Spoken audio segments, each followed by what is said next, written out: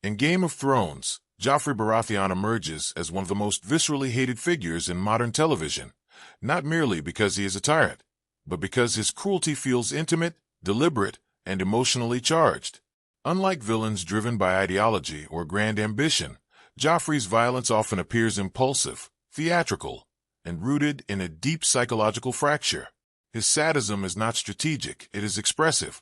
This distinction is central to understanding the psychology of his character, as his actions reveal not a calculating mastermind, but an insecure adolescent trapped in a position of absolute power without the emotional maturity to wield it. Joffrey's upbringing is foundational to his psychological development. Raised in the Red Keep under the influence of Cersei Lannister, he is consistently shielded from consequences and affirmed in his superiority. Cersei's obsessive protection and denial of his flaws prevent him from forming a stable moral compass. Instead of correction, he receives justification. Instead of discipline, he is granted validation. This distorted maternal reinforcement cultivates narcissistic tendencies, encouraging him to see empathy as weakness and dominance as proof of worth. The absence of a strong paternal model further destabilizes Joffrey's identity formation. Although publicly acknowledged as the son of Robert Baratheon, he grows up sensing emotional distance and rejection. Robert's open disdain, coupled with Joffrey's secret illegitimacy, creates a fractured sense of self. Psychologically, this may foster compensatory aggression. When a child internalizes paternal rejection, especially in an environment obsessed with legacy and strength, cruelty can become a defense mechanism against perceived inadequacy. Joffrey's sadism often manifests as performative spectacle. He does not merely punish, he stages suffering. Whether humiliating Sansa in court or ordering executions in dramatic fashion, he demands an audience. This theatricality suggests deep insecurity. Public displays of dominance function as reassurance, reinforcing his fragile identity as king. The more uncertain he feels internally, the more extravagant his cruelty becomes externally. Power becomes a stage upon which he desperately asserts his existence. Adolescence intensifies his volatility. Unlike older tyrants who may cloak brutality in political rationale, Joffrey reacts with the impulsivity of a teenager. His emotional regulation is underdeveloped, and his anger thresholds are low. When contradicted or challenged, he responds with disproportionate violence. This inability to tolerate frustration aligns with traits of narcissistic personality pathology, where perceived slights trigger explosive retaliation designed to restore a threatened ego. The environment of King's Landing exacerbates these tendencies. Court politics reward ruthlessness, and fear is currency. In such a climate, Joffrey's cruelty is not merely tolerated but often strategically useful to others. Advisors like Tywin Lannister recognize the necessity of projecting strength, yet they understand the difference between calculated fear and chaotic brutality. Joffrey, however, cannot distinguish between governance and gratification, revealing a psychological immaturity masked by royal authority. His relationship with Sansa Stark highlights the interpersonal dimension of his cruelty. Rather than eliminating her as a political threat, he chooses to torment her psychologically. This suggests that his violence is relational. He seeks emotional reactions. Her fear, humiliation, and forced submission validate his dominance.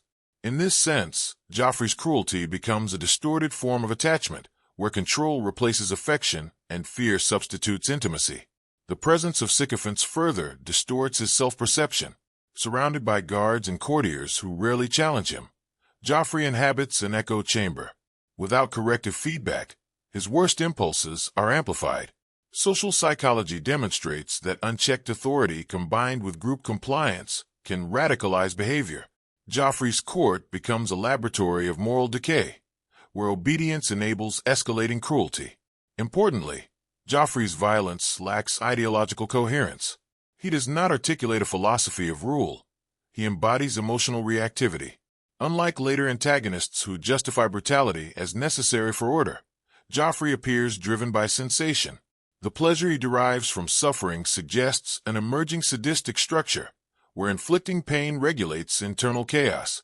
His cruelty becomes both entertainment and emotional anesthesia. Ultimately, Joffrey's construction as a character forces viewers to confront the psychology of power divorced from empathy. He is not monstrous in a supernatural sense. He is disturbingly human. His cruelty is the product of entitlement, insecurity, poor attachment, and absolute authority converging at a vulnerable developmental stage. In this way, the series presents him not merely as a villain, but as a cautionary study of how environment and unchecked power can deform a fragile psyche. As Joffrey ascends the Iron Throne, power does not stabilize him. It accelerates his psychological fragmentation. Authority magnifies existing traits, and in Joffrey's case, it amplifies volatility. The transition from prince to king removes remaining constraints. What was once adolescent cruelty becomes state-sanctioned violence. The psychological shift is significant. He no longer imagines himself powerful. He is powerful. This confirmation intensifies his need to constantly reaffirm dominance. Fear becomes his primary governance tool, yet it is also his deepest insecurity. Joffrey appears obsessed with the perception of strength. He confuses respect with terror, equating obedience with admiration. This conflation reveals a profound misunderstanding of relational dynamics. True authority requires legitimacy, but Joffrey substitutes intimidation. Psychologically, this suggests that he cannot conceptualize loyalty independent of coercion. His interactions with Tyrion Lannister provide critical insight into his fragility. Tyrion challenges him intellectually and publicly undermines his decisions, exposing the limits of his competence. Joffrey's rage in these moments is telling. Rather than engage rationally, he lashes out.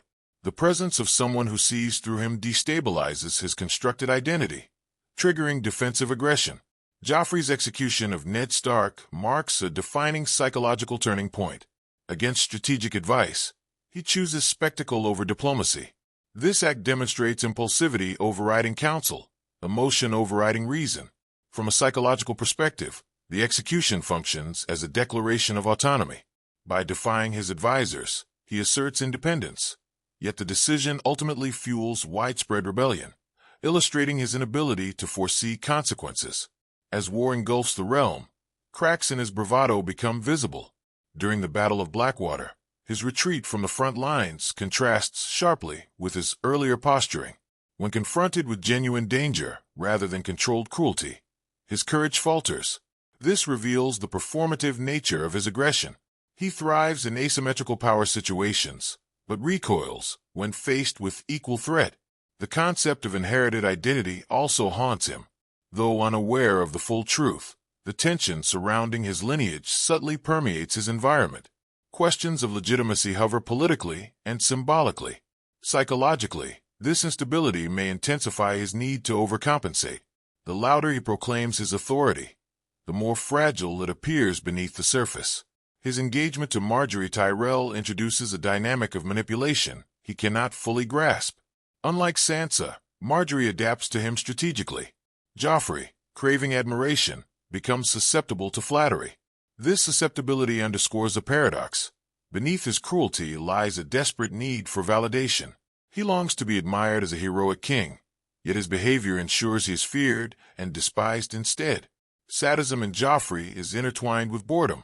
He appears restless, seeking stimulation through increasingly extreme acts. In psychological terms, chronic understimulation combined with unchecked power can produce thrill-seeking aggression. Violence becomes entertainment, without meaningful purpose or constructive challenge. He turns to domination as recreation.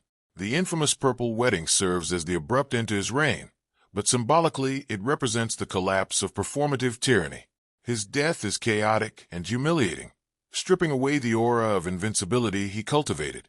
Psychologically, this moment underscores the fragility of fear-based authority. Power rooted in terror lacks resilience. It depends entirely on the illusion of control. In the broader narrative of Game of Thrones, Joffrey's cruelty operates as a study in how unchecked entitlement, emotional neglect, and absolute power intersect to produce destructive pathology. He is not a master strategist or ideological tyrant. He is a psychologically stunted adolescent given dominion over a kingdom. His legacy within the story is not merely one of brutality, but of warning, illustrating how the absence of empathy and accountability can transform insecurity into catastrophic cruelty.